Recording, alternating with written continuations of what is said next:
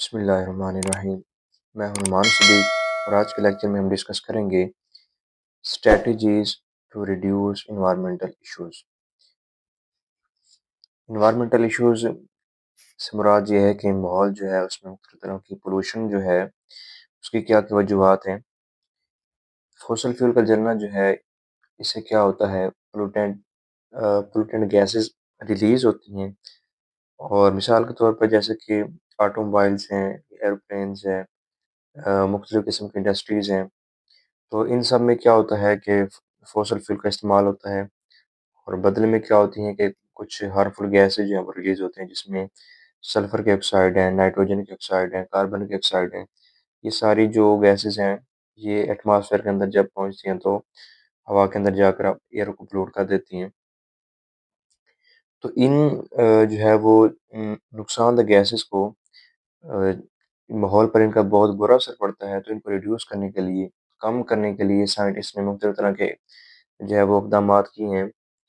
तो सबसे पहले हमारे पास है प्लांटिंग ट्री।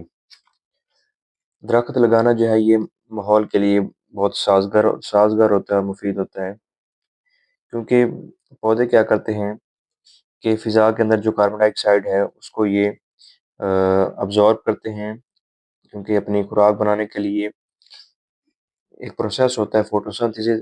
फोटोसिंथेसिस में क्या होता है, पौधों ने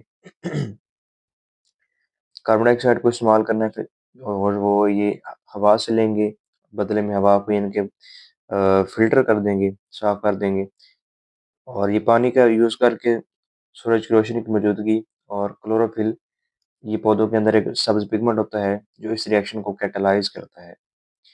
तो इस रिएक्शन में क्या होता है, ग्लूकोज़ बनती है जो कि पौधों की खुराक है और साथ में ऑक्सीजन गैस प्रोड्यूस होती है जो कि इंसानों और जानवरों के लिए साँस लेने के लिए ज़रूरी है।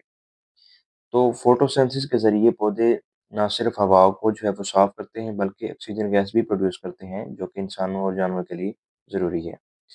इसके अलावा पौधों का दूसरा फ़ायदा ये है कि पार्टिकुलेट मैटर जो होता है वो पौधों के पत्तों के ऊपर डिपॉज़िट हो जाता है या इनकी ब्रांचेज़ के ऊपर जो है वो डिपॉज़िट हो जाता है।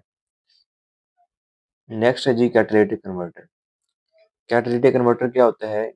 ये मॉडर्न जो व्हीकल्स हैं, जदीद जो गाड़ी हैं, इनके एग्ज़ॉस्ट के साथ लगाए जाते हैं।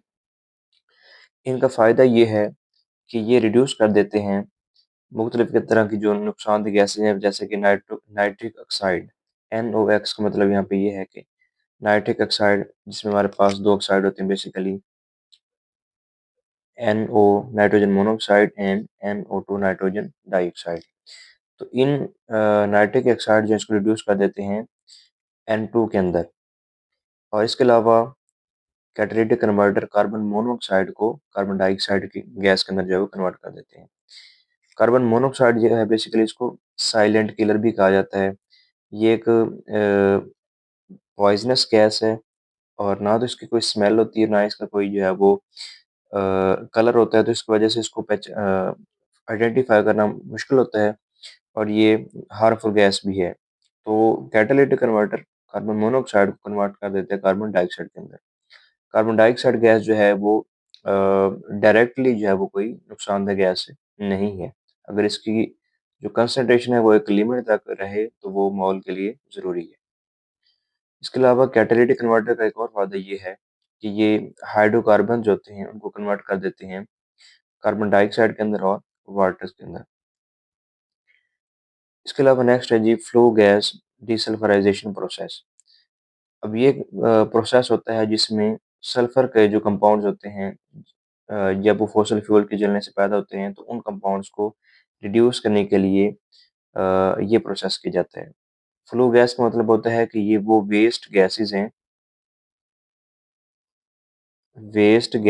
कि जब फॉसिल फ्यूल को जलाया जाता है तो उसमें मुख्तलिफ़ किस्म की वेस्ट गैसेज़ होती हैं जिनके अंदर सल्फर के कंपाउंड मौजूद होते हैं। तो डीसल्फराइज़ेशन मेथड के ज़रिए फ्लो गैसेज़ से सल्फर की मिकदार को कम किया जाता है। It reduce sulphur. इसके अलावा CaO कैल्शियम का ऑक्साइड जो है ये क्या करता है, एब्ज़ॉर्बेंट के तौर पर काम करता है। ये अब ऑलमोस्ट 95% सल्फर डाइऑक्साइड को रिमूव कर देता है, या कह लें रिड्यूस कर देता है।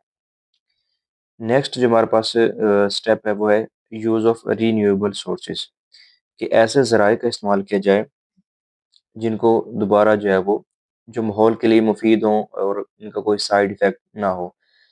मिसाल के तौर पर सन, अब ये जो सारे रीन्यूएबल सोर्सेज़ हैं उनमें सन है हमारे पास, विंड है, हवा है, वाटर है, जियोथर्मल प्रोसेस है और उसके बाद बायोमास है।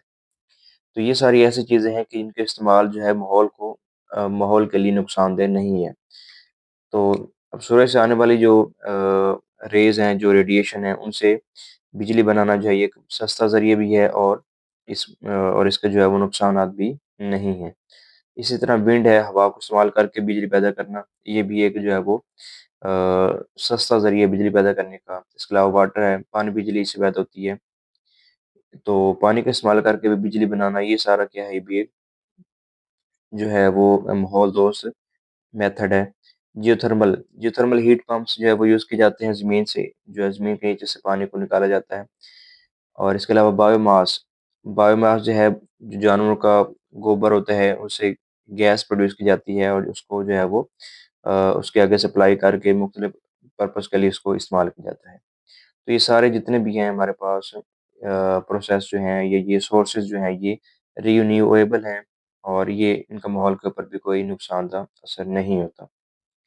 तो ये सारे इक़दामात जो हम करके माहौल को जो है वो उसके जो प्रॉब्लम्स हैं, उसके जो रिस्क्स हैं, इश्यूज़ हैं, उनको जो है वो कम किया जा सकता है, कंट्रोल किया जा सकता है।